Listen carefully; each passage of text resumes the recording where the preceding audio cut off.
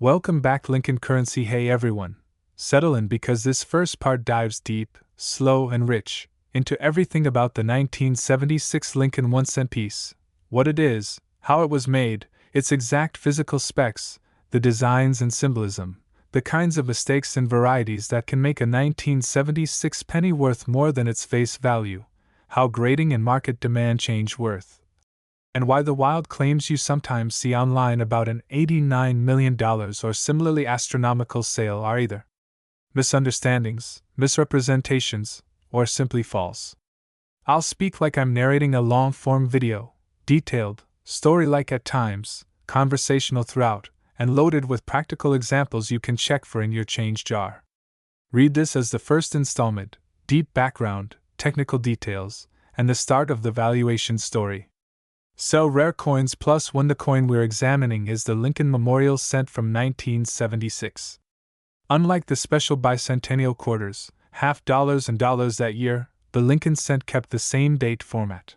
1976. It does not carry a dual date like 1776 to 1976, and the design in regular circulation remained the Lincoln Memorial reverse that started in 1959 and continued through 2008. Physically, a standard pre-1982 Lincoln Cent is struck in bronze, an alloy generally about 95% copper, 5% tin and zinc, with a diameter of 19.05 mm and a standard weight of about 3.11 grams for the bronze cents of that era. Those are the baseline facts: metal, size, and approximate heft, things you can verify on a reliable scale and in standard coin references. Sell rare coins because coin collectors care about the little technicalities. Here are the specs again in plain terms you can hold in your hand. The diameter is 19.05 mm, that's 0.75 inches, the thickness is tiny, fractions of a millimeter, you won't easily measure it without calipers, and the edge is plain, smooth, and without reading. The mint mark, if present, appears under the date on the obverse, and for 1976 the common mint marks you'll see are D for Denver and none at all for Philadelphia. Philadelphia often struck cents without a mint mark in those years. Mintage numbers for 1976 are enormous compared to truly rare issues. Hundreds of millions of cents were produced overall, and that high supply fundamentally limits how rare a typical 1976 cent will be. High supply plus ordinary circulation equals low baseline market value. Sell rare coins plus one. The design. On the obverse you see Abraham Lincoln's right-facing bust, the word liberty to his left, from your point of view, and the date on the right. Above the portrait sits the national motto, I in God we trust. On the reverse is the Lincoln Memorial, flanked by United States of America and 1 cent, with E pluribus unum above the memorial. This reverse was meant as a commemorative nod to the Lincoln Memorial Building in Washington, D.C., and for decades it provided a tidy, classical image on an otherwise tiny coin. The portrait itself is derived from Victor David Brenner's famous 1909 design that introduced the Lincoln Cent. Brenner's initials, VDB, appear subtly on earlier 1909 issues, not on the 1976 cents, but the lineage of the design matters to collectors and historians. Sell rare coins now. Let's talk about weight and composition a little more carefully because these details often appear in valuation chatter. Pre-1982 cents like the 1976 are bronze and weigh around 3.11 grams. After 1982 the U.S. Mint shifted to a copper-plated zinc core that weighs about 2.5 grams. That change is important when you're authenticating a coin by weight. A modern zinc cent will weigh noticeably less.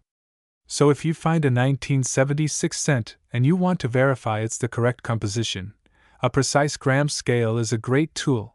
3.11 grams plus or minus a hair is the expectation for an authentic bronze 1976 cent. If your coin weighs way off, it can be an error, a post-mint alteration, or a hoax. Sell rare coins. What about the symbol and the story behind it? The Lincoln Cent carries two symbolic messages. First, the obverse honors Lincoln himself, America's 16th president, and the sculptural portrait connects everyday commerce to national memory. Second, the reverse Lincoln Memorial conveys civic remembrance, a small monument for a large legacy. That's why the coin is culturally resonant. People like coins that connect to national stories. But cultural resonance isn't market value. It's part of the reason collectors are emotionally drawn to particular issues. And that emotional draw can influence demand in niche market segments. Sell rare coins. So if almost all 1976 cents are common and practically worthless beyond face value, how do some 1976 cents sell for hundreds, thousands, or even more? Short answer: errors, extreme high grade, and extremely rare varieties combined with collector demand. Long answer: coins become valuable when they meet at least one of these criteria: low supply due to minting mistakes or low survival and high grade, a visually striking die variety, or error that is highly sought after, or exceptional condition certified by major third-party graders. For example, off-center strikes, double die obverse, die breaks or repunched mint marks, and planchet anomalies can transform a common coin into something collectors compete for. But even among errors, the size of the premium depends on how dramatic and authenticated the error is, and how many of that error survive. A 10% off-center strike might fetch $10 to $50, while a 50% off-center strike that preserves the date can be worth hundreds. Very extreme, unique, or provenance-backed errors can reach into thousands. For the 1976 cent, there are documented double die and various error varieties that bring premiums, but the evidence shows typical trading is orders of magnitude below astronomical media headlines. Coin Value Checker +1. Let's be explicit about the marketplace. Online listing sites, auction houses, specialist dealers, and peer-to-peer marketplaces are where prices are discovered. You'll see individual eBay listings for 1976 era pennies priced at tens, hundreds, or sometimes thousands of dollars depending on the grade and rarity claimed, but asking price is not the same as realized price. Auction records and third-party certified sales, through Heritage, Stack's Bowers, PCGS, or NGC, give the best evidence of what collectors actually pay. For the regular business strike 1976 Lincoln cent in circulated condition, the market value is effectively 1 cent. In uncirculated high mint state, MS60, MS63, you might see low premiums of a few dollars. In gem uncirculated, MS65, MS67, there's stronger demand and prices can reach a few hundred to a few thousand depending on the red, color, and eye appeal. But those high-grade examples are not common and often trade infrequently. CoinWeek +1. That brings us to the outrageous claims. You may have seen headlines or viral videos claiming a single 1976 penny sold for $89 million, or other wildly large sums. Those claims deserve immediate skepticism. There is no credible auction record from major auction houses, Heritage, Stack's Bowers, Sotheby's, showing a 1976 Lincoln cent, or any modern Lincoln cent, selling for tens of millions. The highest prices for pennies in history are for extremely scarce, historically significant varieties like a 1943 bronze cent. A genuine 1943 bronze penny is a famous rarity that can sell for hundreds of thousands to low millions when authenticated and graded, though it still doesn't approach the $89 million figure. Or unique pattern pieces and historically unique coins with unquestionable provenance and legal title. The viral $89 million claims trace back to sensationalized content, misinterpretations, or outright fabrications that mix up other rare coin sales or attribute impossible values to otherwise common pieces. In short, treat the $89 million claim as misinformation until you see independent verification from a major numismatic auction house with lot details, photos, and provenance. CoinWeek +1. Let me give you concrete examples of real value drivers for 1976 cents so you can identify what to look for. 1. Double die obverse DDO. A double die. Continuing deeper into the story of the 1976 1-cent coin, we begin to explore what truly makes certain examples so special and why collectors are still fascinated nearly 50 years after they were struck. Even though hundreds of millions of 1976 Lincoln Memorial cents rolled off the presses at the Philadelphia and Denver mints, the small fraction that survive today in pristine condition or with unusual features form a fascinating subset worth studying in detail. Collectors call this process cherry-picking, searching through rolls, bags, or even circulation change to find examples that stand out from the crowd. It is the romance of treasure hunting in miniature, and the 1976 cent offers plenty of opportunity for the careful eye. One important topic that deserves more attention is how coins age and how that affects their desirability. Cents of this era, made with about 95% copper, develop different surface colors over time based on storage conditions, handling, and exposure to air. Numismatists categorize these as red RD, red-brown RB, and brown BN. A coin that retains at least 95% of its original mint red luster will earn the coveted RD designation when certified, and such coins are substantially scarcer because copper oxidizes easily. Red-brown coins have between 5 and 95% original color remaining, while brown coins have oxidized almost entirely. This color grading plays a crucial role in value. A 1976 cent graded MS66 RD can fetch many times more than an MS66 RB, even though the technical sharpness is identical. Collectors value that fresh, fiery color because it is the closest to how the coin appeared the moment it left the press. The mechanics of how coins are struck also provide clues to their rarity. When a blank planchet enters the coining chamber, it is sandwiched between two dies, one for the obverse and one for the reverse, and struck under tremendous pressure. Slight misalignments, foreign material, die wear, or variations in the metal can all create anomalies. Most of these are tiny and go unnoticed, but some produce spectacular results. A misaligned die might leave part of the design missing at the edge. A filled die might cause a missing letter or number. A weak strike might blur details. Collectors catalog these anomalies, and specialists devote entire reference books to the varieties. A 1976 cent with a filled B in Liberty, or a partial date missing because of a grease-filled die is worth investigating. While not always extremely valuable, such errors illustrate the complexities of minting and why every coin is slightly unique. Among the most celebrated error types are doubled dies.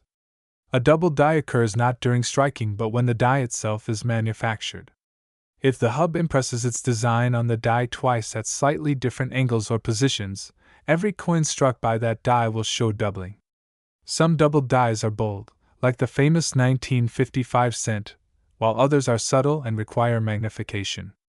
On 1976 cents, collectors have reported several doubled die obverse varieties where the doubling is visible on the date, Liberty, or the motto "In God We Trust."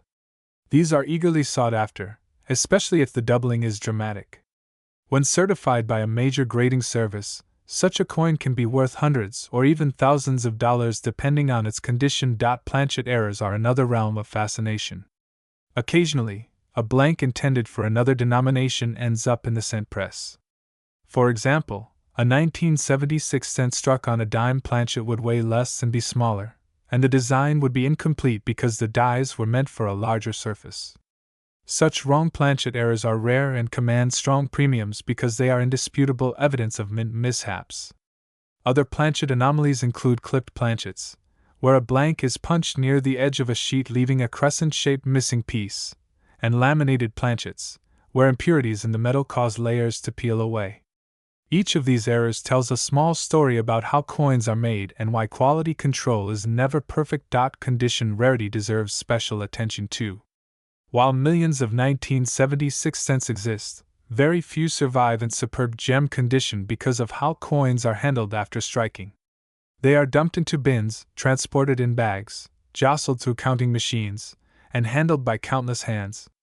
Contact marks, tiny nicks, and abrasions are almost inevitable. Finding a coin that avoided all this and retains pristine surfaces is tough. Professional grading companies use powerful magnification and strict standards to assign numeric grades. MS65 is gem uncirculated, MS66 is superb, MS67 is nearly perfect, and MS68 and above are extremely rare for circulation strikes. The population of MS67 RD 1976 cents certified by major services is very small compared to the total mintage, and that scarcity drives higher prices. Let's examine how value scales with condition and attributes. A typical circulated 1976 cent has virtually no premium.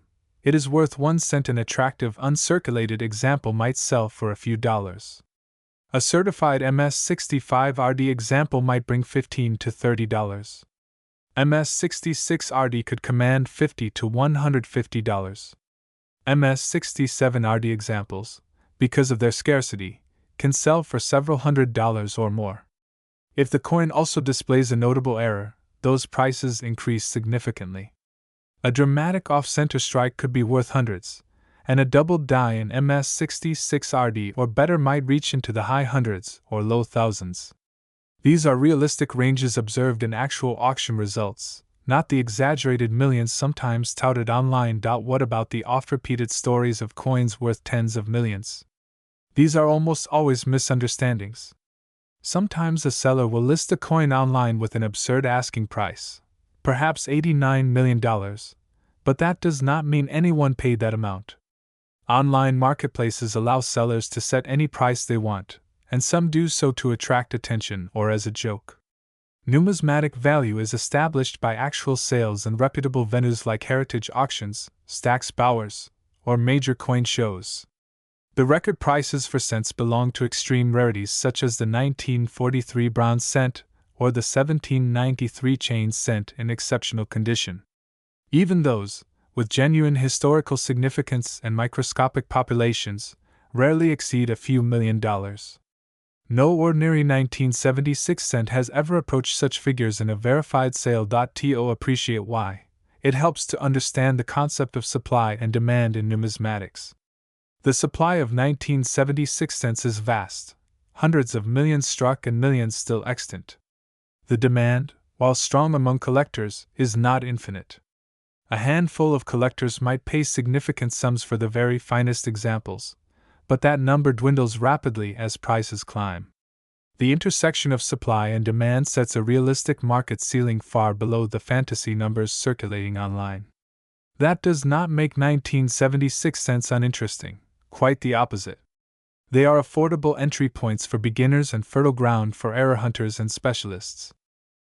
Continuing our deep exploration of the 1976 1-cent coin, Part 3 takes us into the world of real auction records, practical grading techniques, and the step-by-step process of examining a coin to determine if it might be worth more than face value.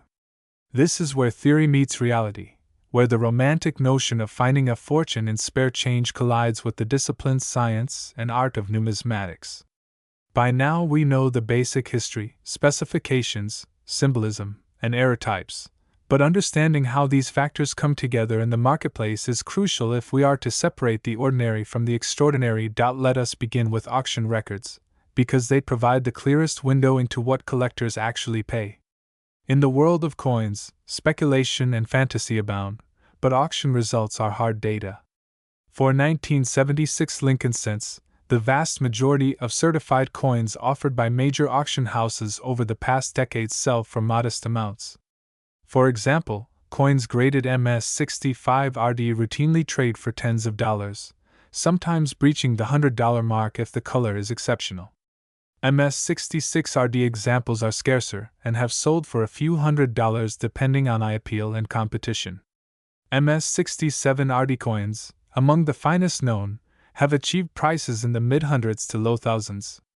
These figures reflect the intersection of rarity and demand. A small number of collectors pursue top population examples, so the highest grades attract the highest prices. Errors and varieties push those prices higher, though still far below sensational claims. A well-documented double die obverse in MS65RD might bring several $100s, while spectacular off-center strikes can fetch similar sums. A wrong planchet error, especially one involving a different denomination, could climb into the low thousands. These sales are relatively infrequent because such coins are rare by definition, but they illustrate that the market rewards dramatic, authenticated anomalies. The more obvious and visually striking the error, the broader the collector appeal and the stronger the bidding. Understanding these values requires a grasp of grading beyond just the numbers. Grading is more than a technical exercise, it is an assessment of a coin's overall eye appeal, including luster, strike quality, color, and the absence of marks. Luster refers to the way light dances across the surface of a coin, created by microscopic flow lines during striking. Strong luster is a sign of minimal circulation and careful handling. Strike quality measures how well the design details are brought up. Sharp hair details on Lincoln's portrait and crisp lines in the memorial are signs of a strong strike. Marks, nicks, and scratches detract from grade, as does uneven toning or spots.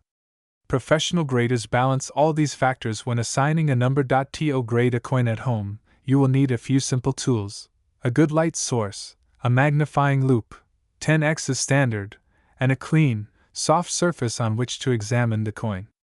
Hold the coin by its edges to avoid fingerprints, and rotate it under the light to observe luster. Study Lincoln's cheek and jawline for wear; these high points show friction first. Inspect the fields, the flat areas around the design, for contact marks. Examine the memorial on the reverse. Well-struck coins will show clear steps and columns. Compare your observations with high-resolution images of certified coins from trusted references or auction archives. While self-grading will never be as precise as professional certification, it will train your eye and help you decide whether a coin merits submission. Authentication is the next step. While counterfeit 1976 cents are uncommon due to their low intrinsic value, altered or misrepresented errors do surface. A common scam involves taking two coins and slicing and bonding them to create a fake off-center strike or double-struck appearance. Others artificially color coins or machine stamp additional features. Third-party certification from reputable services such as PCGS or NGC eliminates these concerns. These companies not only assign a grade but also verify authenticity and encapsulate the coin in a tamper-evident holder with a unique serial number and barcode. Certification adds confidence and liquidity to a sale, as buyers know exactly what they are getting. If you decide to submit a coin, preparation is key. Carefully photograph the coin under neutral lighting, capturing obverse and reverse images that show detail. Package it securely following the grading company's instructions to prevent damage in transit. Choose an appropriate service tier based on the coin's estimated value and your timeline. Once the coin is graded and returned, store it in a stable environment, away from moisture, temperature fluctuations, and direct sunlight, to preserve its condition. Proper storage is especially critical for red copper coins, as exposure to air can darken their color over time. Beyond individual coins, the broader market dynamics for 1976 cents are influenced by trends in the hobby itself. Demand for Lincoln cents remains robust due to their popularity, historical significance, and affordability. Registry set competitions hosted by grading services encourage collectors to seek out top-graded examples, pushing prices higher for those coins. Meanwhile, the steady influx of new collectors, many inspired by viral stories of valuable pennies, keeps demand for error coins healthy. On the supply side, however, the number of gem-grade 1976 cents is inherently limited. Most were spent and circulated decades ago, and only a tiny fraction were saved in pristine rolls or mint sets. This imbalance between limited supply and steady demand underpins the value structure we see today. The myths surrounding astronomical prices, such as the repeated $89 million figure, serve as both a cautionary tale and a reminder of human psychology. The allure of sudden wealth is powerful, and stories of extraordinary finds feed our imaginations. But the truth, grounded in data and documentation, is more nuanced and more interesting. The real excitement in coin collecting comes not from expecting a lottery-like payout but from the process itself, the hunt, the research, the small victories of finding a slightly better example or a previously unknown variety. Each coin you examine adds to your knowledge, and each discovery, no matter how modest, deepens your appreciation of the craft. To illustrate, imagine sorting through a jar of old change and spotting a 1976 cent that gleams more brightly than the rest. Upon closer inspection under a loupe, you notice doubling in the letters of Liberty. Intrigued, you weigh the coin, 3.11 grams, as expected. You consult reference guides and discover that your coin matches a known doubled die variety. After careful consideration, you submit it to a grading service, which certifies it as MS65RD doubled die verse.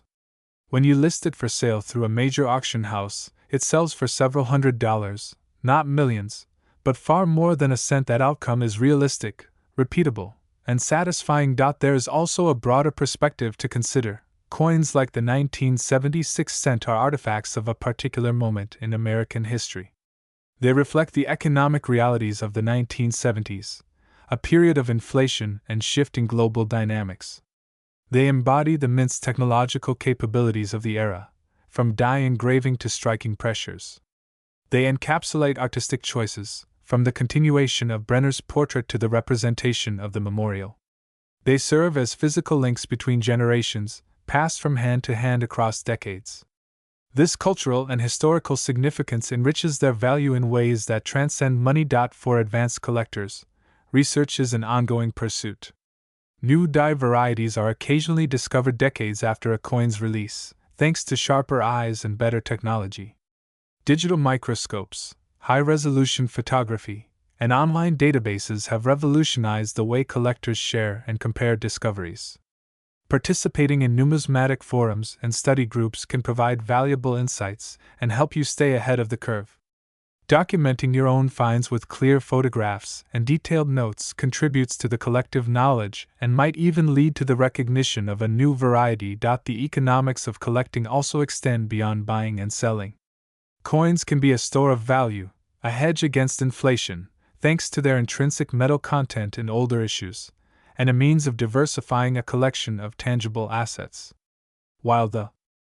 Diving into Part 4 of this comprehensive journey into the 1976 Lincoln 1-cent coin, we now shift our attention to the truly advanced aspects of coin study, the deep-level diagnostics, the progression of dies through their life cycles, the nuanced difference between mint errors and post-mint damage, and the development of a serious collector's plan that goes beyond simply acquiring coins and into building a meaningful, purposeful collection.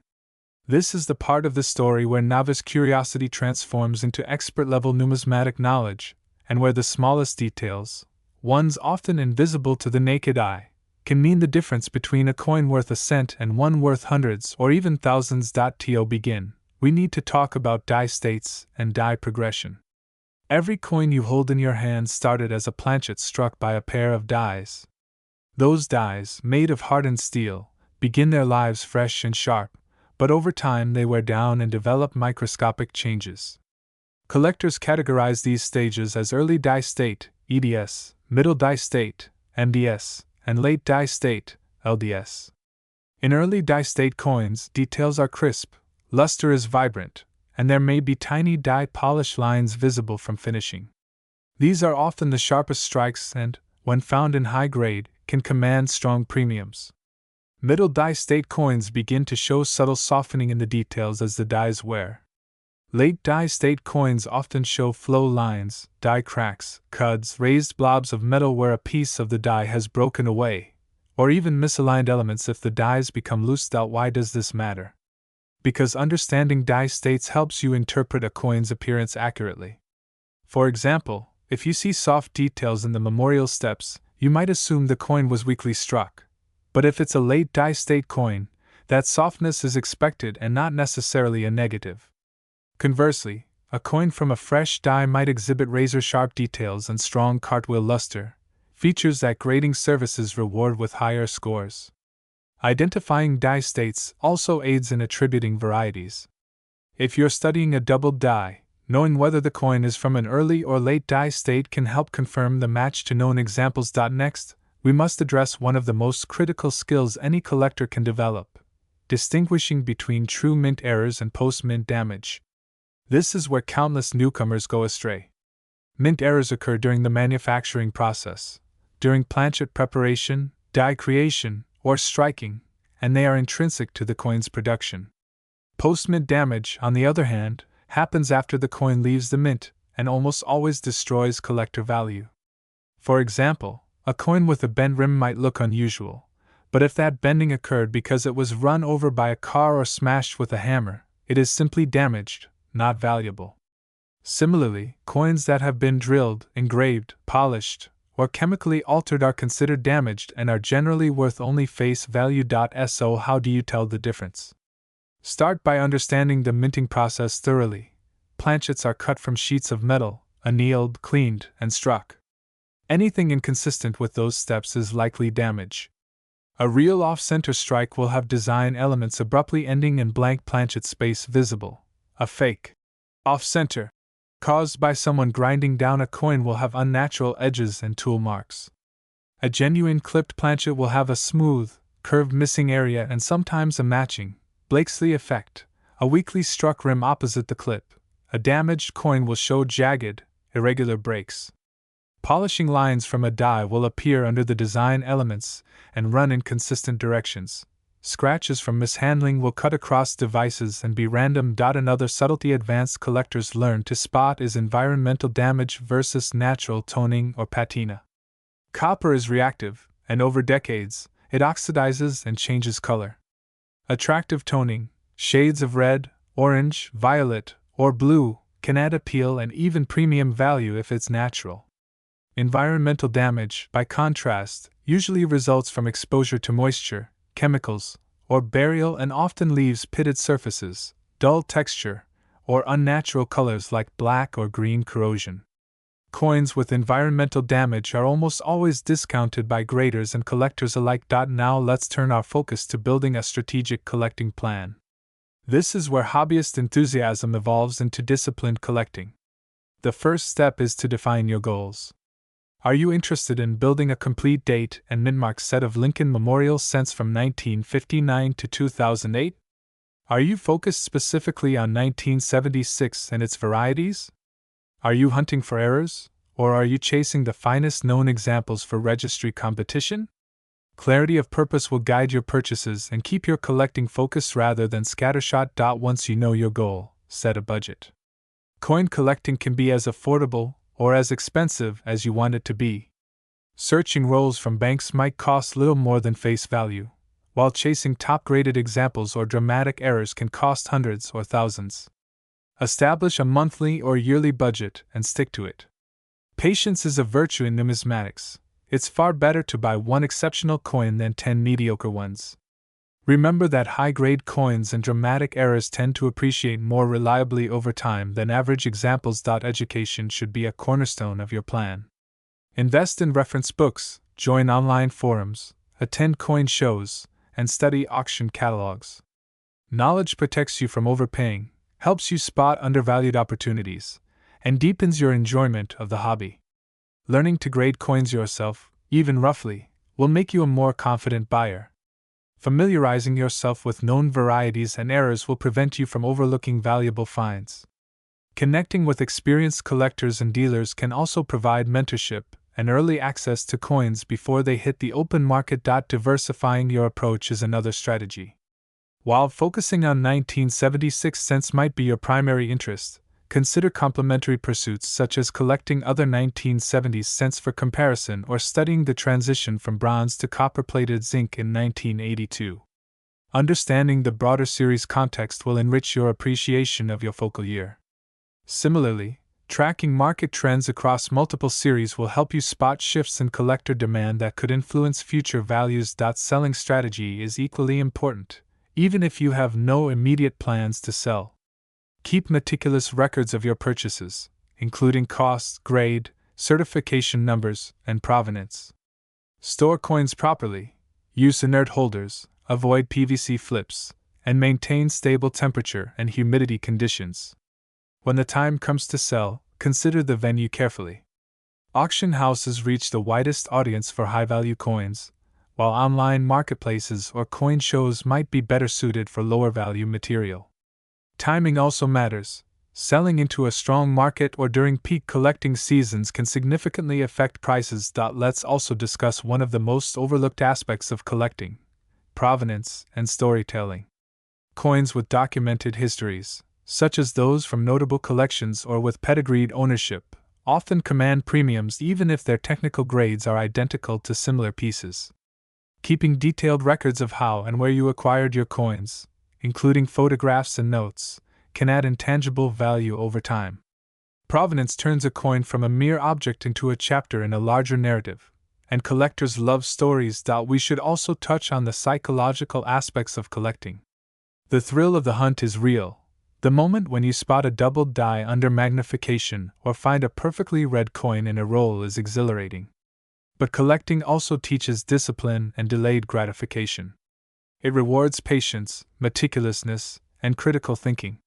These qualities not only make you a better collector but also enrich other aspects of life. Many collectors find that numismatics provides a meditative escape from daily stresses, a world where careful observation and historical curiosity intersect. With all this knowledge, the next time you pick up a 1976 1-cent piece, you will not see just a small copper coin. You will see a product of a specific historical moment, struck by machines that left their subtle signatures in the form of die cracks and polished lines. You will see the potential for rare varieties lurking in the date and lettering. You will see the difference between a natural patina earned over decades and damage inflicted carelessly. And you will know how to chart a collecting journey that balances passion with purpose, curiosity with caution, and hope with realism. Now we arrive at part 5 of our deep and ongoing journey into the story of the 1976 Lincoln 1-cent coin, and this is where the discussion begins to open outward, from the physical and technical aspects we've already covered into the larger forces, historical influences, economic trends, and collector behaviors that shape the coin's place in the modern market. In this section, we will explore how mint set issues differ from circulation strikes and why that matters, how the rise of third-party grading has revolutionized collecting, how registry set competition drives value far beyond intrinsic worth, how to negotiate effectively with dealers and auction houses, and finally, how broader macroeconomic shifts can influence even a humble 1-cent piece. These layers of understanding complete the transformation from casual interest to expert-level insight, and they will help you see the 1976 cent not merely as an artifact, but as a living participant in an ever-evolving numismatic ecosystem. To start, let's look at the difference between coins struck for mint sets and those produced for circulation. While both are technically the same design and composition, their intended purpose and handling make a huge difference in quality and desirability. Circulation strikes are produced at high speed, often with worn dies, and are bagged and shipped with little concern for preserving pristine surfaces. Mint set coins, on the other hand, are typically struck with greater care and selected for higher quality before being sealed in protective packaging. This means that mint set examples often display sharper details, stronger luster, and fewer contact marks. For a collector chasing top-grade examples of the 1976 cent, mint set coins are often the best starting point. The subtle differences in strike quality and surface preservation can be the deciding factor between an MS-65 and an MS-67, and that can mean a difference of hundreds of dollars in the market. Now we turn to one of the most significant changes in the coin collecting world over the last half-century, the rise of third-party grading. Before the 1980s, grading was subjective and inconsistent, leading to disputes and mistrust. The establishment of independent grading services like PCGS and NGC transformed the market. They introduced standardized grading scales, authenticated coins, and provided secure encapsulation. Today, the presence of a certified grade is not just a matter of convenience, it is essential for liquidity, trust, and value. Collectors and investors alike rely on these services to establish authenticity, eliminate disputes, and provide a level playing field for transactions. Without them, the modern market for coins like the 1976 cent would be far less transparent and far less dynamic. But grading is more than just a technical service. It has created an entirely new arena of collecting, registry set competition. Grading companies host online registries where collectors can assemble digital portfolios of their certified coins and compete for rankings based on completeness, grade, and rarity. This competitive element has injected a new energy into the hobby and created demand where none existed before. Coins that were once overlooked are now fiercely sought after because they fill a slot in a top-ranked set. The 1976 cent, for example, might seem common, but a superb MS-67 RD example could be the key to completing a number 1 ranked memorial cent set, and that scarcity of top pop examples drives prices upward. The psychology of competition, the desire to climb the rankings, earn recognition, and achieve bragging rights, has transformed collector behavior and reshaped market dynamics. This brings us to the human element of coin collecting, negotiation. Whether you are buying from a dealer at a coin show, bidding in an online auction, or selling a coin from your own collection, negotiation is a vital skill. Preparation is your greatest asset.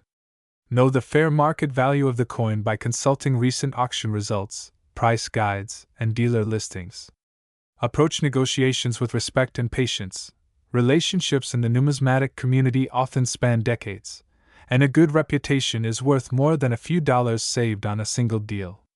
Never be afraid to walk away from a price that doesn't make sense. Coins, even rare ones, almost always reappear on the market eventually. Conversely, if a coin is a perfect fit for your collection and priced fairly, don't hesitate too long. Hesitation has cost many collectors prized pieces. Negotiating is not about winning or losing, it's about finding a mutually acceptable exchange that reflects the true value of the coin to both buyer and seller. Macro-level economic forces also exert surprising influence on the numismatic world. Consider the price of copper, for instance. The 1,976 cent is about 95% copper, and while its melt value is legally irrelevant, melting cents for their metal content is prohibited. Fluctuations in copper prices affect public perception and collector interest. When copper prices rise, people pay more attention to older bronze cents, and that increased attention can indirectly raise demand. Inflation, too, plays a role. During times of economic uncertainty, tangible assets like coins often see increased interest as people seek physical stores of value. While a 1976 cent might not be a direct hedge against inflation, its historical and collectible appeal can benefit from shifts in broader economic sentiment. Demographic trends matter as well. Coin collecting has historically been a hobby dominated by older generations, but recent years have seen a wave of younger collectors entering the field, often drawn in by online content, social media, and the thrill of finding treasures in circulation. This generational shift is reshaping demand. Younger collectors tend to be more interested in modern issues and eras, areas where the 1976 cent fits perfectly. They also value digital tools and transparency, leading to innovations like online marketplaces, virtual coin shows, and blockchain-based provenance records. As this demographic influence grows, coins like the 1976 cent are likely to remain relevant and in demand well into the future. Another macro trend worth understanding is globalization. Coin collecting was once a primarily national hobby, but today collectors and investors operate in a global marketplace. Coins that were once traded locally now attract bidders from around the world. This expanded audience has driven prices upward for high-grade coins and rarities. A collector in Europe or Asia might pay a premium for a top-pop 1976 cent to complete an international registry set, increasing competition and liquidity.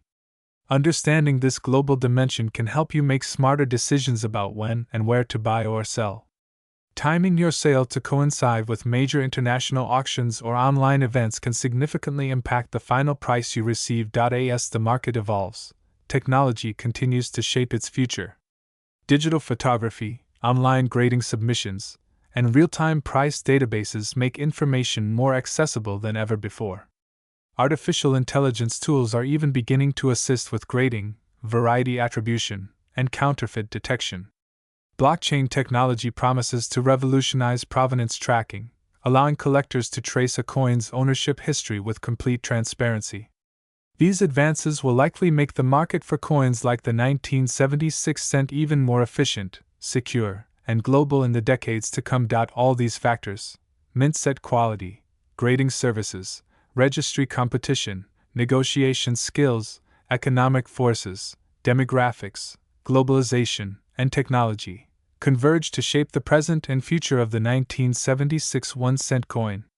When you understand them, you see that the coin's value is not determined solely by its metal content or its mintage numbers. It is the product of a complex interplay of physical condition, collector psychology, market structure, and historical context. The humble cent is, in this sense, a mirror of the larger numismatic world and even of the broader economy. To bring this part to a close, consider the following perspective. The 1976 Lincoln cent is not just a relic of a bygone era or a potential windfall waiting to be discovered. It is a living participant in a dynamic market that reflects human curiosity, competition, creativity, and value perception. Each cent that changes hands tells a story of the minting technology that produced it, of the collector who cherished it, of the marketplace that assigned it value. And while it is unlikely that any single 1976 cent will ever legitimately sell for $89 million, its worth goes far beyond its face value. It represents knowledge gained, history preserved, and passion sustained. Now we arrive at part 6 of this deep, detailed, and seemingly endless exploration of the 1976 Lincoln 1-cent coin, a chapter where the story becomes far more human and psychological than technical. Up to now, we have examined every physical detail of the coin, its composition, weight, design, minting process, varieties, errors, grading, market forces, and investment potential. But behind all of that lies something even more fundamental: the human mind and heart. Why do people devote so much time, money, and emotion to a small copper coin worth 1 cent? Why does a simple piece of metal inspire lifetime passions, fierce competition, and even dreams of unimaginable wealth, like the notion of a specimen being worth $89 million? This part of the journey explores the psychology of collecting, the motivations that fuel the hunt, the biases that cloud judgment, the joy that keeps collectors coming back, and the future possibilities that keep this world alive and thriving. Let's begin by looking at the deepest root of coin collecting: the human desire to connect with history. Every coin is a piece of the past that you can hold in your hand. When you study a 1976 cent, you are not just examining a round piece of copper, you are touching a fragment of the United States bicentennial era, a period of patriotic pride, cultural reflection, and historical celebration. Coins like this are tiny time machines. They carry the echoes of the year they were struck, the music people listened to, the headlines that shaped their world, the price of a loaf of bread, and the political atmosphere of the time. Many collectors are drawn into the hobby not because of profit but because it allows them to physically connect with the past in a way that books or screens cannot replicate. The act of holding a coin that has circulated for decades, that has passed through countless hands, pockets, and registers, creates a tangible link between the present and the past. Then there is the primal thrill of the hunt. Human beings are wired to seek, to discover, to solve puzzles, and to chase the unknown. Coin collecting satisfies all of these instincts. The search for a rare doubled die, a perfect red gem, or an overlooked mint error taps into the same dopamine-driven reward system that has fueled human exploration for centuries. This is why so many collectors describe the experience as addictive. Each roll searched, each coin examined under magnification, carries the promise of discovery. The possibility that the next cent you pull from circulation could be a valuable rarity is a powerful motivator. And even if it isn't, the mere act of searching, of paying attention to tiny details, is satisfying in itself. Another deep psychological driver is the human urge for order and completion. People have always found comfort and satisfaction in organizing, categorizing, and finishing sets. Coin collecting is a perfect outlet for this instinct.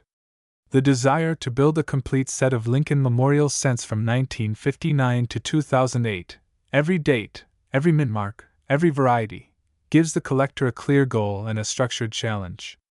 Each new acquisition is a step closer to completion, and the final piece brings a profound sense of accomplishment. Even the humble task of organizing coins in albums or labeling flips satisfies this innate craving for structure. And because new varieties and discoveries are always emerging, the challenge never truly ends, keeping the pursuit fresh and engaging. Ego and identity also play significant roles. Collecting can become part of who you are, a source of pride, status, and self-expression.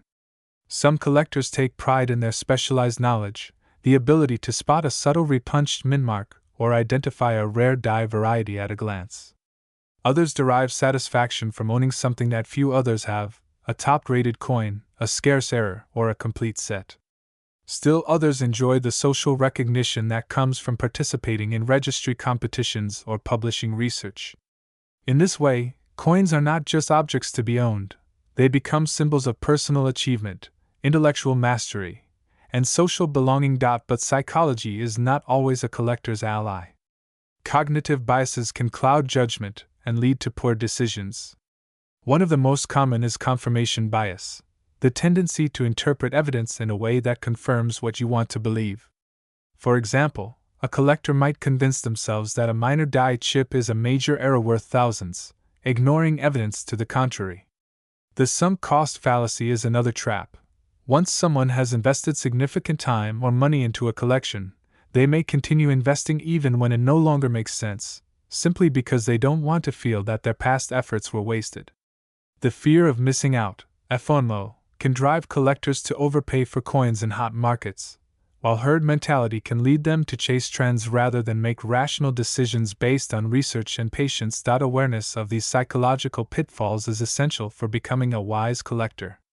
Cultivating patience, skepticism, and critical thinking can help you avoid emotional decision-making. Always verify information from multiple reliable sources, be willing to walk away from deals that don't align with your goals, and remember that collecting is a marathon, not a sprint. Seasoned collectors often advise newcomers to buy the coin, not the story, meaning that decisions should be based on the actual quality and rarity of the coin, not the hype or emotional narrative surrounding it. The emotional side of collecting extends beyond the individual. 2. Coins foster community. Collectors gather at shows, join clubs, and participate in online forums where they share knowledge, stories, and discoveries. These communities are often supportive and collaborative, with experienced collectors mentoring newcomers and passionate discussions spanning everything from die varieties to grading standards. The friendships formed through shared interest in coins often last a lifetime. And because coins are inherently historical, they also serve as conversation starters that bridge generations. Many collectors began their journey because a parent or grandparent handed them a handful of old cents, sparking a lifelong interest. In this way, the 1976 cent and others like it become tools for storytelling, teaching, and bonding. Now, let's look to the future.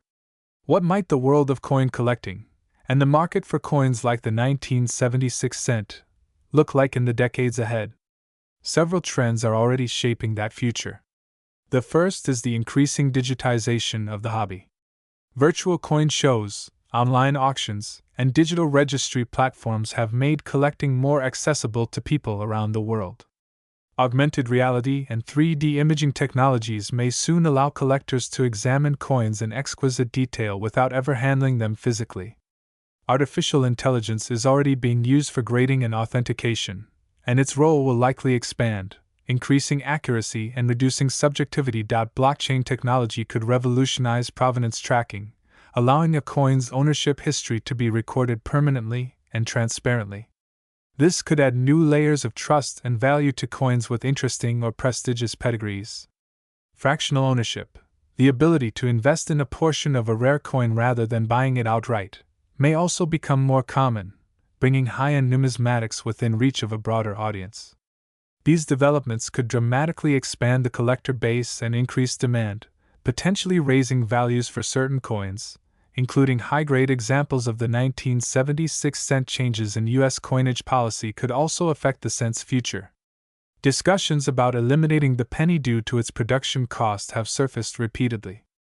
If that ever happens, existing cents would transition from circulating currency to historical artifacts, potentially increasing interest and value. Even if production continues, design changes or metal composition shifts could make older bronze cents more desirable. Just as the 1909 VDB cent gained iconic status as the first year of a beloved series, the final year of cent production, if it ever comes, will likely become a landmark in numismatic history. Now we arrive at part 7 of our long and detailed exploration of the 1976 Lincoln 1-cent coin, and at this point in the journey we are deep beyond the surface. We are no longer talking merely about metal, mint marks, and face value. We are talking about cultural resonance, symbolism, legacy, and the deep philosophical layers that make a tiny copper disc something much larger than money. This part takes us into realms most collectors never think about: how coins become storytellers of civilizations, how they reflect values and ideals, how they intersect with art, politics, and identity, and why something as simple as a 1976 cent continues to matter long after its original economic purpose has faded. Here, we weave together history, anthropology, economics, and emotion to complete the picture of this seemingly humble coin's significance. To understand the deeper meaning of the 1976 cent, we must begin with its design. The obverse still features Abraham Lincoln, the 16th President of the United States, and this choice is no accident. Lincoln was chosen for the cent in 1909 to mark the centennial of his birth, and his portrait has remained ever since. The endurance of that design is significant. It speaks to Lincoln's place in American identity. He represents unity, freedom, perseverance, and equality, values that the nation strives for and often struggles to uphold. Every time someone looks at a Lincoln cent, they are confronted with those ideals, subtly reminded of the sacrifices made to preserve the Union and end slavery. Coins like the 1976 cent are therefore not just currency. They are daily affirmations of national memory and aspiration. The reverse design, the Lincoln Memorial, adds another layer of meaning. Introduced in 1959 to mark the 150th anniversary of Lincoln's birth, the memorial replaced the wheat ears reverse and turned the coin into a miniature monument. It's not merely an image of a building, it's a symbol of honor and remembrance, a representation of the nation's gratitude. If you look closely, you can even see a tiny statue of Lincoln inside the memorial, a detail so small that many people miss it without magnification, yet one that carries profound symbolic weight. It reminds us that coins, despite their mass production and ubiquity, are works of art. They are carefully designed to communicate messages, to embody ideals, and to connect the present with the past. This symbolic role becomes especially powerful when we consider the context of 1976. That year was not just any year, it was the United States bicentennial, the 200th anniversary of the signing of the Declaration of Independence. Although the cent did not receive a special commemorative design as some other denominations did, it circulated alongside them and participated in the broader cultural moment. Each 1976 cent, in its own quiet way, became part of the bicentennial celebration. It changed hands during parades, was tucked into savings jars as keepsakes, and was handed to children who were learning about the nation's founding. To this day, a 1976 cent evokes that atmosphere of patriotism, reflection, and celebration. Coins also carry meaning beyond national symbolism. They are markers of technological achievement. The minting of billions of cents in 1976 was not a trivial feat. It required precision engineering, sophisticated machinery, quality control, and logistical coordination on a massive scale. The U.S. Mint is one of the oldest continuously operating industrial institutions in the country, and each coin is a product of that long legacy of innovation. The very existence of a 1976 cent is evidence of human ingenuity, the ability to transform raw materials into standardized, trusted, and enduring units of value. It reflects the intersection of art and industry, where design and technology work hand in hand to create something that is both functional and beautiful. Then there is the anthropological dimension of coinage, how coins function as artifacts of human behavior. A 1976 cent found in circulation today is a survivor. It has been exchanged countless times, perhaps dropped on sidewalks, forgotten in drawers, saved in piggy banks, or stored in coin rolls. It has participated in millions of small transactions, each one a story of human life. Maybe it was used by a teenager to buy a candy bar in 1978, or by a parent to teach a child how money works in 1985. Perhaps it was left as change on a diner counter or tossed into a wishing fountain. Each of these moments is trivial on its own, but together they form a rich tapestry of social history. Coins like this are democratic artifacts.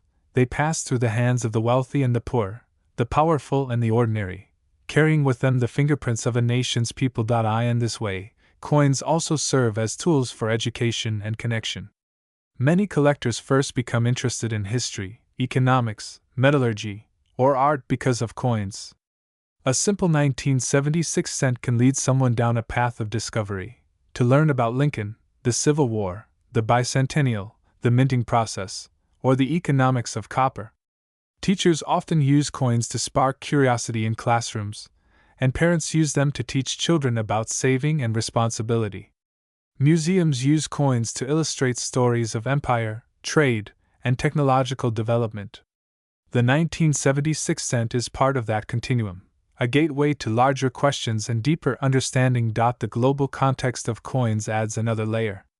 While the 1976 cent is uniquely American in its imagery and history, it is also part of a global phenomenon.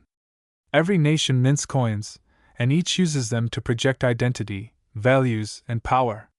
Coins tell us how nations see themselves and how they want to be seen. They commemorate leaders, victories, ideals, and aspirations. Studying coins from around the world reveals fascinating similarities and differences. The ways nations express pride, remember their pasts, and signal their futures. The 1976 cent is one chapter in a global story of how humanity uses small pieces of metal to communicate big ideas. This global perspective also underscores the universality of collecting. Coin collectors are part of an international community that transcends language, borders, and politics. The passion for these small artifacts unites people across continents and cultures. A collector in Japan, Germany, or Brazil may share the same fascination with a 1976 cent as someone in the United States. They may admire its design, appreciate its historical context, or seek it as part of a larger world coin collection. In this sense, coins are ambassadors.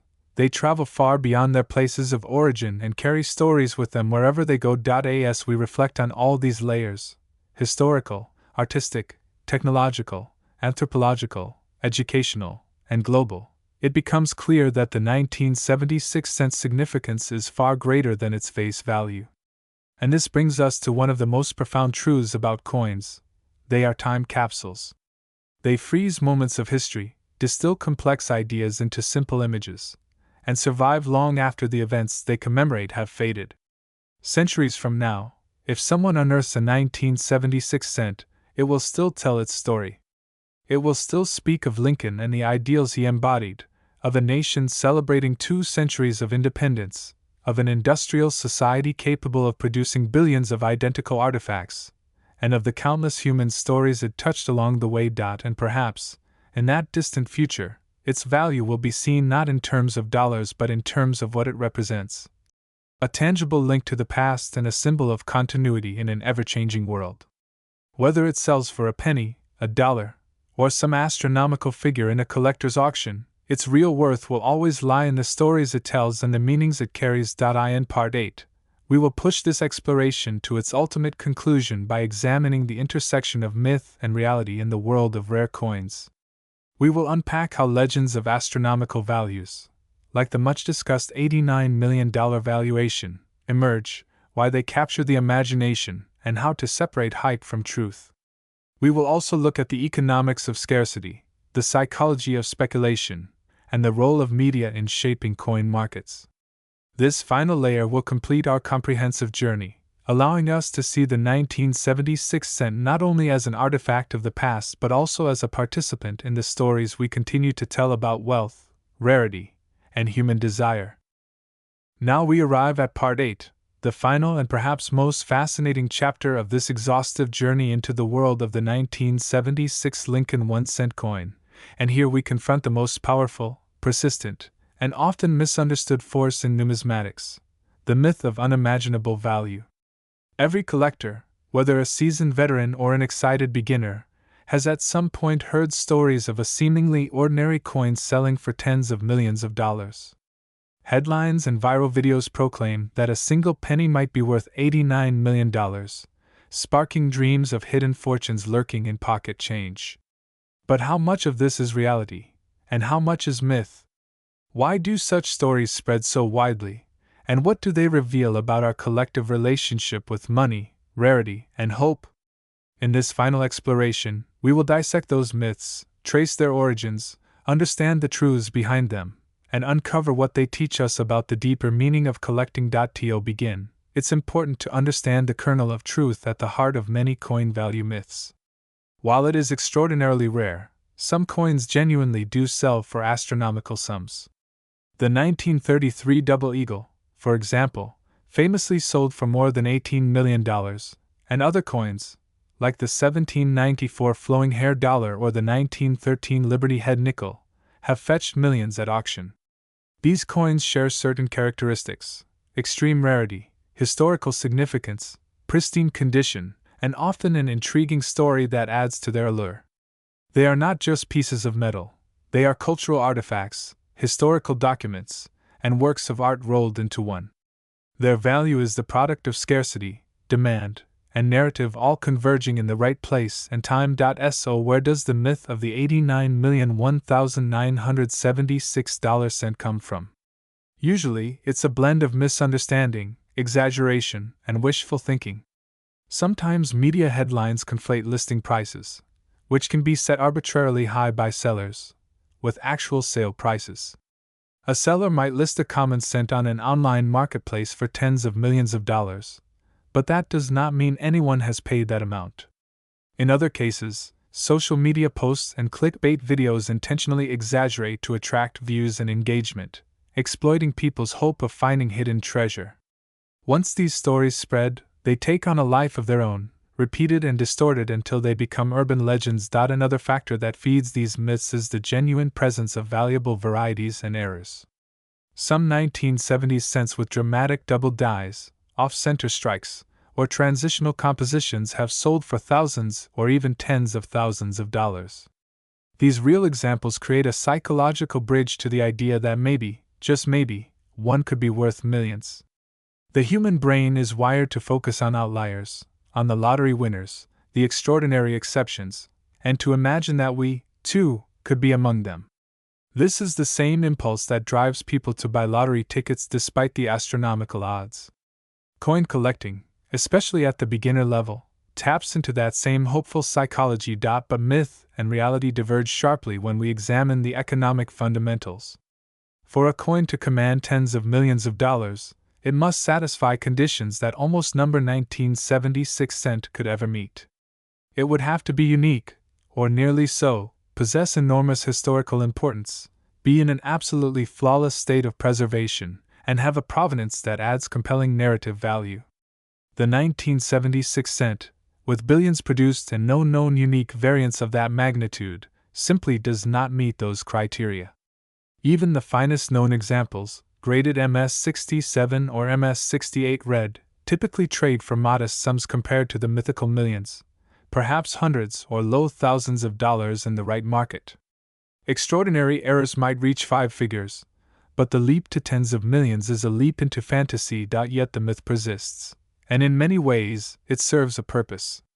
It fuels curiosity, draws new people into the hobby, and reminds us of the thrill of possibility. Even if the dream of an $89 million cent is unrealistic, the hope of finding something special in circulation is real. Countless collectors started their journey because they heard a story like that, pulled a handful of change from their pockets, and began looking closely for the first time. For them, the value lies not in the money but in the discovery itself, the realization that the everyday world can hide extraordinary details if only we pay attention. This brings us to a deeper lesson about value itself. Coins teach us that value is not just a number printed in a catalog or an auction result. It is a complex and multifaceted concept. A 1976 cent might be worth only 1 cent in monetary terms, but it can be worth infinitely more in terms of education, history, sentiment, or symbolism. A coin passed down from a grandparent may hold far greater value to its owner than any price tag could capture.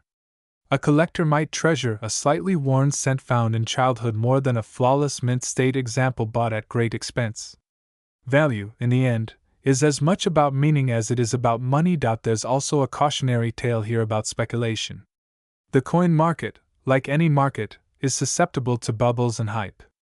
At times, excitement over a particular variety or series can push prices to unsustainable levels, only for them to cool later. Collectors who buy based solely on hype risk disappointment.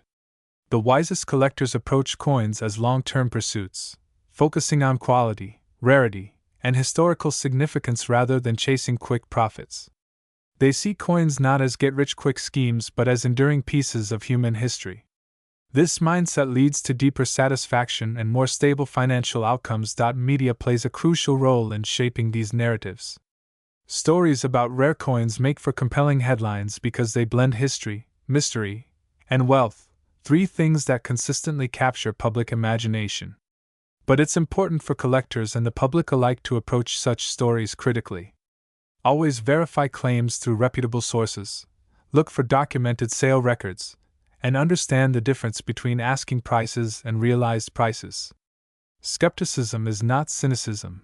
It is a necessary tool for separating fact from fiction in a hobby where myths can spread as quickly as facts. In the end, the myth of the $89,001,976 cent is more than just a misunderstanding, it is a reflection of our deepest human desires. It speaks to our longing for transformation, our belief in hidden potential, and our hope that the ordinary might conceal the extraordinary. Those desires are not foolish. They are the same impulses that drive us to explore, to create, and to collect. They are the reason why a small, seemingly insignificant coin can hold such fascination. And so, as we close this long and detailed exploration, we come full circle. The 1976 Lincoln 1 cent is not just a piece of money. It is a piece of history, a work of art, a technological achievement, a cultural artifact, a symbol of ideals, a catalyst for learning, a source of community, and a vessel for hope. Its face value is 1 cent, but its true value is immeasurable. It resides in the stories it tells, the lessons it teaches, and the connections it fosters between past and present, between people and ideas, between reality and dream. Maybe number 1976 cent will ever truly sell for $89 million. Maybe no coin ever will. But the fact that we imagine such a possibility tells us something profound, that we see in these tiny objects a reflection of our own boundless imagination, our curiosity, our ambition, and our belief that even the smallest things can hold the greatest meaning. And that, perhaps, is the most valuable lesson of all. ChatGPT can make mistakes. Check. Part 9 of our deep exploration into the 1976 Lincoln 1 cent coin is not just a continuation, it is the epilogue of everything we've learned, an expansive reflection that ties together the threads of history, art, economics, symbolism, and human psychology into one complete understanding. By this point, you know that this tiny copper coin is more than money. It is a witness to America's story, a vessel of national identity, a tool of commerce, a work of art, a product of advanced technology, a teacher of history, a spark of curiosity, and even a symbol of hope. Yet there is still more to say, because coins, like stories, do not truly end. They evolve. They continue to speak across time. They continue to mean new things to new generations. And that ongoing story is what Part 9 is all about. When we hold a 1976 cent in our hand, we are holding a piece of the past. It is a direct, physical connection to the mid-1970s, a time when the United States was celebrating its 200th birthday, navigating economic shifts, facing political changes, and looking toward a new era. That coin was struck in a world before smartphones, before the internet, before globalization had fully reshaped the planet. Yet it has survived, circulating through decades of change, quietly doing its job as money while also absorbing layers of meaning from the society around it. Every scratch, every bit of wear, every slight discoloration tells a story of where it's been, who's touched it, what it's purchased, and how it's been valued. That sense of continuity is part of what makes coins so powerful. They outlast the people who use them. They move through generations, often unnoticed, yet they accumulate significance over time. A 1976 cent might have been spent by a factory worker in Detroit, collected by a child in Kansas, rediscovered by a grandparent in Florida, and now studied by a collector in Tokyo. Each encounter adds a layer of human experience to the coin's biography. Unlike paper currency, which tends to wear out quickly and is often destroyed, coins can circulate for decades or even centuries. They are durable time travelers, carrying fragments of countless lives with them. And because they endure, coins often become objects of nostalgia. For many people, a 1976 cent is not just an old coin, it's a memory. It might remind them of childhood allowances, of the excitement of finding shiny pennies in pocket change, or of the first time they visited a coin shop. For older generations, it might evoke memories of the bicentennial celebrations, parades, fireworks, and patriotic displays that marked America's 200th birthday. This emotional dimension gives coins a kind of value that no price guide can measure. They are memory keepers, capable of triggering powerful feelings with just a glance or a touch. This nostalgia is one reason why coin collecting remains a beloved hobby even in the digital age. In a world where so much of our lives is intangible, streamed, downloaded, stored in the cloud, coins offer something tangible, something real. They have weight, texture, and presence. They can be held, examined, displayed, and passed on. In a society that often moves too quickly, coins invite us to slow down, to look closely, to think about where we've been and how we got here. They encourage patience and attention to detail, qualities that are increasingly rare and increasingly valuable. The 1976 cent also reminds us of the cyclical nature of value. When it was minted, it was worth exactly 1 cent, a small but essential unit of the economy. Over time, inflation has eroded that purchasing power, but the coin's numismatic value has grown. Certain high-grade examples are now worth far more than a cent, and rare errors can command impressive sums. This transformation from everyday object to collectible illustrates how value is not fixed but fluid. It evolves as circumstances change, as scarcity increases, and as cultural significance deepens. What is ordinary today may be extraordinary tomorrow, and vice versa. This idea of transformation is mirrored in the broader history of coinage. Throughout history, coins have risen and fallen in value, circulated widely, been hoarded, melted, repurposed, and rediscovered. They have been used as tools of trade, propaganda, tribute, and rebellion. They have financed wars, built empires, and documented conquests. They have inspired art, literature, and mythology. The 1976 cent is part of that immense story, a humble chapter perhaps, but one that reflects the enduring importance of coins as instruments of human civilization. And yet, even as we honor the past, we must look to the future. The role of coins in society is changing. Digital payment systems, cryptocurrencies, and contactless transactions are reshaping how we think about money. Some predict that coins will eventually disappear altogether. But history suggests otherwise. Coins have adapted to countless technological shifts over millennia. Their form and function have changed, but their essence, as tangible representations of value, identity, and memory, remains. Even if they become less common in everyday commerce, they will continue to exist as cultural artifacts, collector's items, and historical records. In fact, this potential decline in circulation may only increase their importance. As coins become rarer in daily life, their symbolic and historical value may grow. Future generations may look back on objects like the 1976 cent with fascination, studying them as relics of a bygone era when people carried physical money and exchanged it by hand. Museums, historians, and collectors will preserve them, interpret them, and tell their stories, just as we study ancient coins from Rome, Greece, China, and beyond today. In that future, a simple 1976 cent may hold as much intrigue as a Roman denarius or a medieval florin holds for us now. Ultimately, the story of the 1976 Lincoln 1 cent is a story about continuity amid change. It is about how small things endure even as the world transforms around them. It is about how objects of utility become objects of meaning, how artifacts of the everyday become treasures of history. It is about how something worth a penny can be priceless, not because of what it can buy, but because of what it represents. It represents a nation's ideals, a people's history, a society's evolution, and an individual's memory.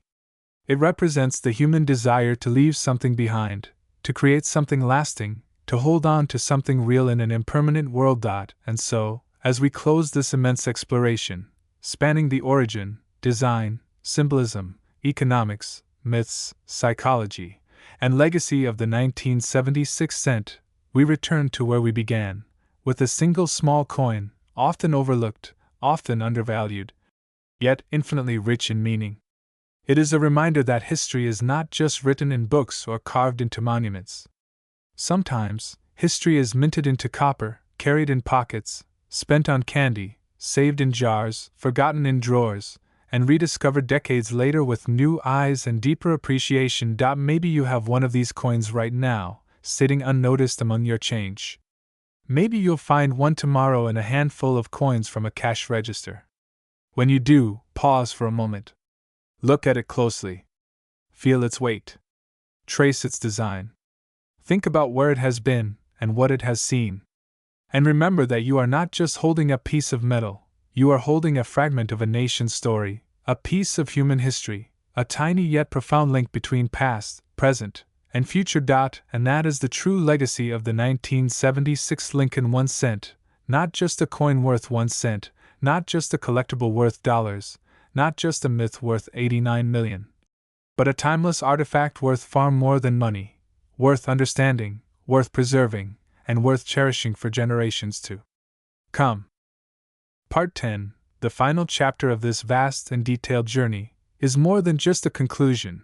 It is a celebration of everything we have uncovered, every story we have told, and every hidden layer of meaning that lies beneath the surface of the humble 1976 Lincoln 1 cent coin.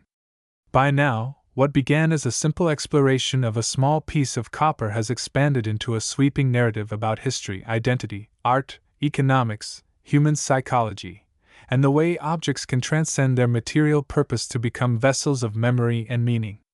This last part is not just about summarizing, it is about stepping back and seeing the entire picture in its fullest form, understanding why this single coin continues to fascinate and inspire, and why it will always matter far beyond its tiny size and modest face value. To truly appreciate the 1976 cent, we must begin with the simplest of facts: it is a penny. Minted by the billions, used in countless everyday transactions, often dismissed as insignificant. It jingled in pockets, sat forgotten in drawers, rolled across counters, and was tossed into fountains. Yet it was also present in moments of joy, exchange, generosity, and learning. It was given as change for a child's first purchase, dropped into a donation jar to help someone in need, saved in a collection by a budding numismatist, and handed down as a keepsake through generations. Its simplicity is its strength, because in that simplicity lies universality. Everyone, regardless of wealth or status, has held a penny. It is one of the few objects that truly connects all of us. And yet, as we have seen throughout this long exploration, the 1976 cent is far from ordinary. Its design links it to Abraham Lincoln, one of the most revered figures in American history, a man whose leadership, courage, and vision reshaped a nation. Its reverse, depicting the Lincoln Memorial, transforms it into a tiny monument, a daily reminder of unity and sacrifice. Its year of mintage, 1976, ties it forever to America's bicentennial, a moment of national reflection and celebration. And its composition, mostly copper, with a hint of zinc and tin, connects it to the very resources pulled from the earth, shaped by human ingenuity, and transformed into something with purpose. We have followed the coin through history, understanding how and why it was created, how it circulated, and how it became a part of people's lives. We have explored its design and symbolism, appreciating the artistry and thought behind every detail. We have delved into its economic aspects, its weight, composition, mint mark, mintage numbers, and collector value. We have traced its journey through the market, where condition, rarity, and demand shape its worth. We have confronted myths and legends, including the fantastical claims of $89 million valuations, and learned to separate truth from fiction. We have examined its psychological and cultural dimensions, seeing how a small coin can evoke memory, hope, curiosity, and wonder. And we have even looked forward, imagining the role coins will play in a future shaped by technology and change. All of this leads us to a profound realization: the value of the 1976 cent, and indeed of any coin, is not found solely in its monetary worth. It is found in its story. It is found in the way it connects us to our past, enriches our present, and will continue to speak to future generations. It is found in the lessons it teaches, about history, art, economics, and humanity. It is found in the way it reminds us that greatness often hides in plain sight, that significance is not always measured by size, and that even the smallest things can carry the weight of a nation's ideals. Perhaps the greatest lesson of all is this: coins like the 1976 cent are mirrors. They reflect who we are, our values, our struggles, our triumphs, our aspirations. They tell us where we've been and hint at where we're going. They show us that progress is built on continuity, that the future is rooted in the past, and that the present is a bridge between the two. When we hold one of these coins, we are holding more than metal. We are holding a piece of ourselves. And so, as we close this final part of our journey, take one last moment to think about the 1976 Lincoln 1 cent. Think about the millions, billions, of lives it has touched. Think about the stories it could tell if it could speak. Think about the lessons it holds about value, resilience, memory, and meaning. And the next time you find one in your change, don't rush to spend it or toss it aside. Instead, hold it in your hand for a moment longer. Look at Lincoln's profile, at the memorial on the reverse, at the year 1976 stamped into its face. And remember everything it represents. For in that small coin lies the story of a nation. The rise from revolution to independence. The long march toward equality and justice. The struggles and triumphs of ordinary people.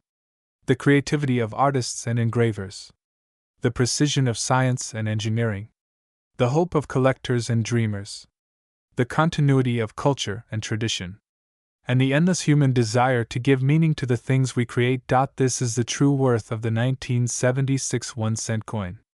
Not 1 cent, not $1. Not even $89 million. It is worth far more, because it is a living piece of history, a symbol of identity, and a timeless reminder that even the smallest things can leave the largest marks on the world. And that is the story that will continue to resonate, long after we are gone, in the enduring legacy of this tiny yet mighty coin. ChatGPT can make mistakes. Check important info.